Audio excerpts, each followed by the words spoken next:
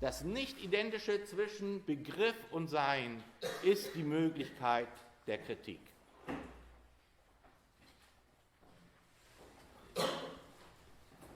Einst war Wien die Hauptstadt des Positivismus. Da sollte das gar nicht auftauchen, eine Differenz zwischen Sein und Bewusstsein, sondern es soll identisch sein. Und wenn man es nicht identisch hinkriegt, dann macht man es identisch. Wir glauben nur an Tatsachen. Aber dass die Tatsachen selber Produkte sind eines intellektuellen Prozesses, einer subjektiven Aktivität, die Tatsachen sind nicht einfach da, nicht, sondern die Tatsachen werden produziert, einerseits in der materiellen Produktion, wie Tisch, Mikro und so weiter. Das ist zweifellos ein Mikro, das ist ein Ding, das produziert worden ist. Aber es wäre nicht ohne menschliche Aktivität, ohne gesellschaftliche Arbeit, wäre das alles nicht. Sonst würden wir da im Wald sitzen und uns unterhalten. Also dieses Moment, aber gleichzeitig hat es das begleitende Moment, nämlich, dass wir das auch gedanklich reproduzieren. Wir reproduzieren diesen Prozess gedanklich, nicht, dass wir sagen, aha, das Mikrofon, ein Ding, ah ja, und dann haben wir die Verständigung, ja, ein Tisch, Zweifel nicht dran, es ist ein Tisch und so weiter und so fort, und dann können wir uns darüber verständigen. Der Tisch ist aber in dem Sinne auch keine einfache Tatsache, und auch, dass wir uns darüber verständigen, ist keine einfache Tatsache, sondern es ist ein Prozess eben der Verständigung. Sie werden nachher sehen, dass in der Theorie des kommunikativen Handelns diese beiden Prozesse auseinandergerissen werden. Das kommt durch den Linguistic Turn. Wird es auseinandergerissen und es bleibt nur noch der Verständigungsprozess übrig. Der materielle Prozess verschwindet aus der Theorie. Können wir nichts drüber sagen. Die Worte kommen nicht an die Wirklichkeit heran. Die Worte haben sich von den Dingen gelöst.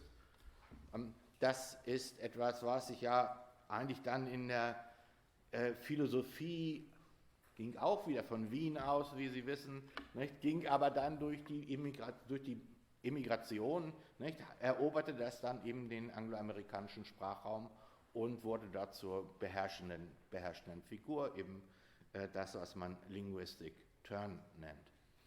Dass man also nur noch überprüft, was ausgesagt wird, nicht das Verhältnis der Worte zu den Sachen.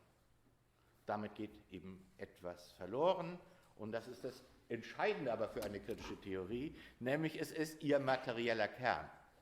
Ihr materieller Kern lebt eben von dieser Differenz von Sein und Bewusstsein, und nicht diese Differenz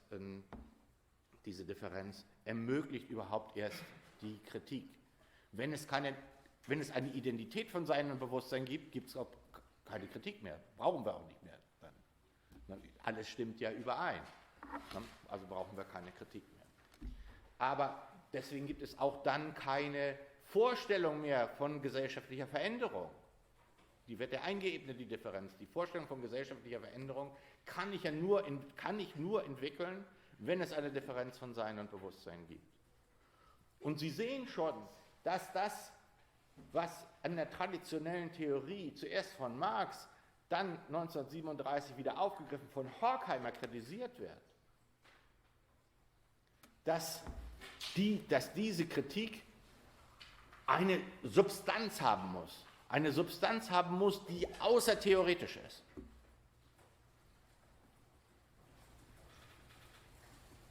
Morgen werde ich darüber sprechen, dass Adorno sagt, ja, das ist wie mit dem Braten.